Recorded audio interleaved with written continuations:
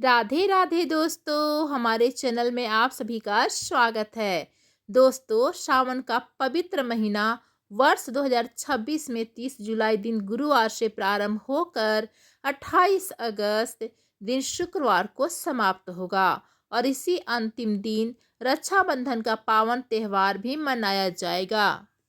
सावन का यह महीना अपने साथ महादेव की असीम कृपा और खुशियों की सौगात लेकर आता है।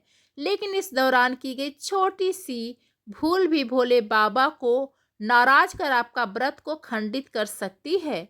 इस शास्त्र में बताए गए नियमों और सावधानियों का पालन करना हर शिव भक्त के लिए बेहद जरूरी है।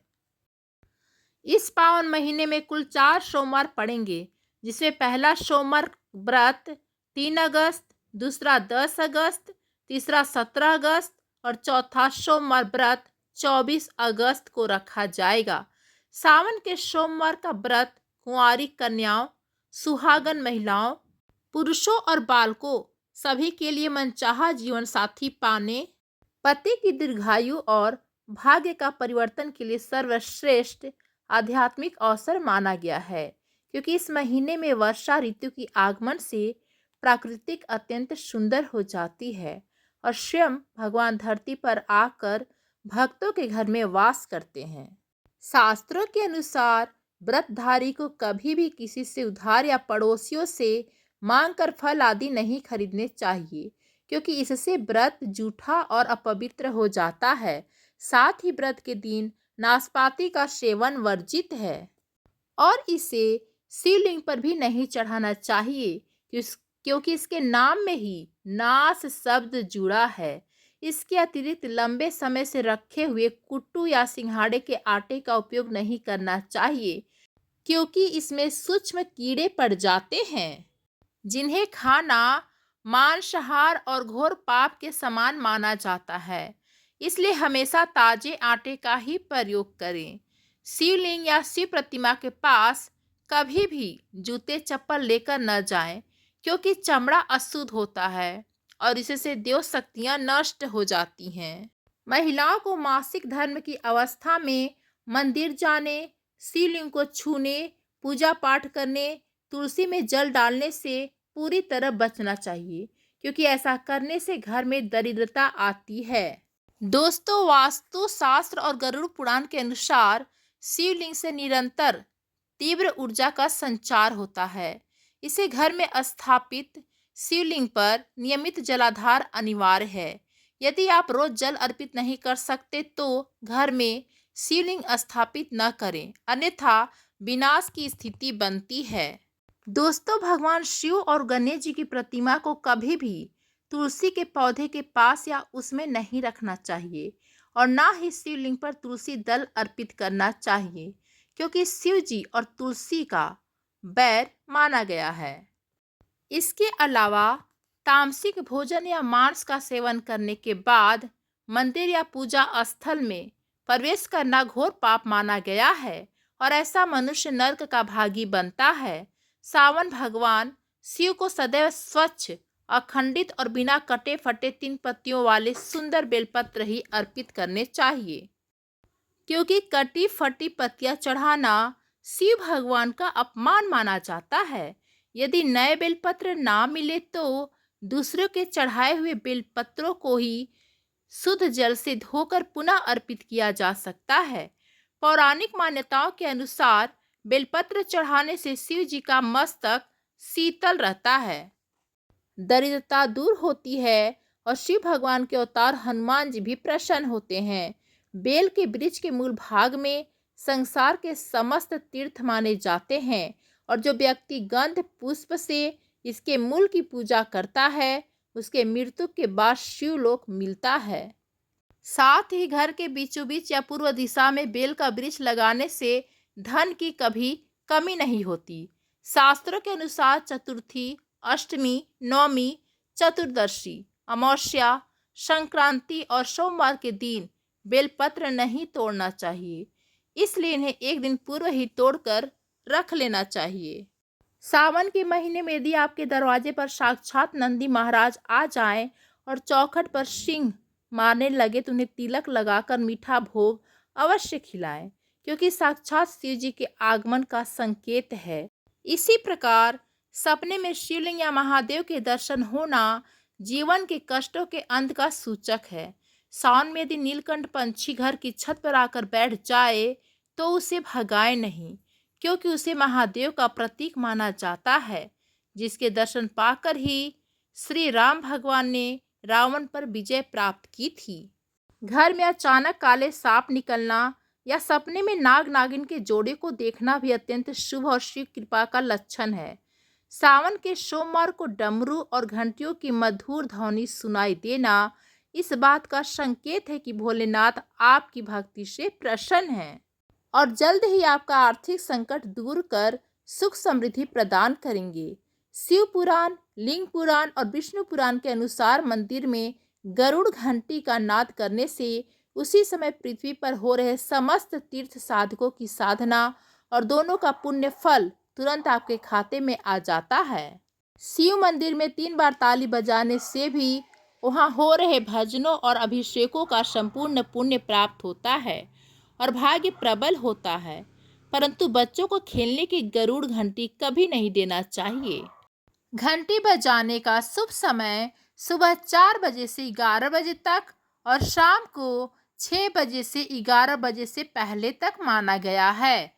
दोपहर 11 बजे से 3 बजे के बीच या रात्रि 12 के बाद, जब मंदिर के पट बंद हो और भगवान विश्राम कर रहे हो, तब घंटी बजाना घोर पाप है और इसे 11 ब्राह्मणों को भूखा रखने का दोष लगता है। श्रावण सोमवार के दिन ब्रह्मा मुहूर्त में उठकर व्रत का संकल्प लें, स्नान कर साफ वस्त्र पहने और सूर्य देव को जल अर्पित करें। इसके बाद मंदिर या घर में अंगूठे के आकार के अभिमंत्रित पारद शिवलिंग, स्फटिक शिवलिंग या नर्मदेश्वर शिवलिंग पर तांबे के लोटे में गंगा जल, अक्षत, पुष्प और 5 सुंदर बेलपत्र रखकर अभिषेक करें। बेलपत्र पर चंदन से ओम नमः शिवाय या राम राम लिख सकते हैं। जल चढ़ाने के बाद पंचामृत या कच्चे दूध से अभिषेक करें, परंतु इसके तुरंत बाद शुद्ध जल से पुनः अभिषेक करना अनिवार्य है।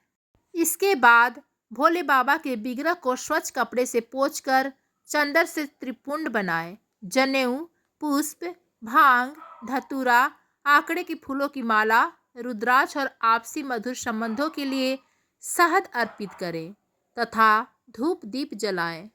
पूजा के समय शिवलिंग, अष्टक, शिव तांडव या शिव चालीसा का पाठ करें और रुद्राक्ष की माला से 108 बार महामृत्युंजय मंत्र का जाप करें। घर के स्थान को दीपक जलाकर शिव जी का पूजन, भोग, सोमवार व्रत, कथा और आरती करें तथा अनजाने में हुई गलतियों के लिए क्षमा मांगें।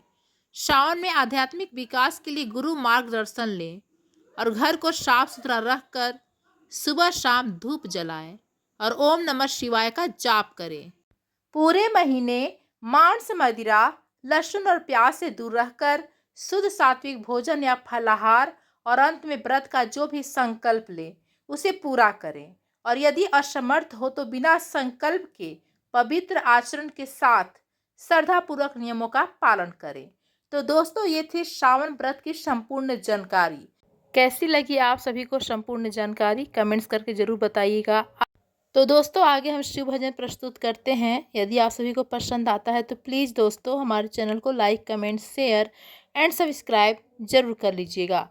चलिए हम भजन शुरू करते हैं। केशों में गंगा है, माथे पे चांद, पर्वत पे बैठे ओ पीते हैं भांग। केशों में गंगा है, माथे पे चांद, पर्वत पे बैठे ओ पीते हैं भांग। भोला भंडारी है, महादेव मेरा योगी त्रिपुरारी है। महादेव मेरा भोला भंडारी है। महादेव मेरा केशों में गंगा है, माथे पे चांद, पर्वत पे बैठे ओ पीते हैं भांग, भोला भंडारी है। महादेव मेरा योगी त्रिपुरारी है। महादेव मेरा कर भजन तू उसका, ओ भक्तों की बिगड़ी बनाते। कर भजन तू उसका, ओ भक्तों की बिगड़ी बनाते। ओ कभी न हारे जो भोले की कांवर उठाते। निर्बल का साथी है, सच्चा हितकारी है।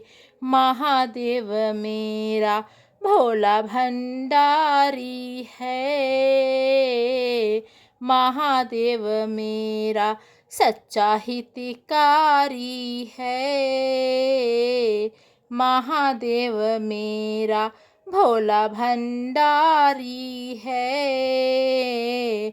महादेव मेरा क्या धरा क्या अंबर, सारे करते हैं तेरी गुलामी। क्या धरा क्या अंबर, सारे करते हैं तेरी गुलामी। हर दिशा के प्राणी भोले शंकर जी हैं सबके स्वामी। सर्पों की माला है, नंदी की सवारी है। महादेव मेरा भोला भंडारी है। महादेव मेरा केशों में गंगा है, माथे पे चांद, पर्वत पे बैठे ओ पीते हैं भांग, भोला भंडारी है। महादेव मेरा योगी त्रिपुरारी है। धन्यवाद दोस्तों।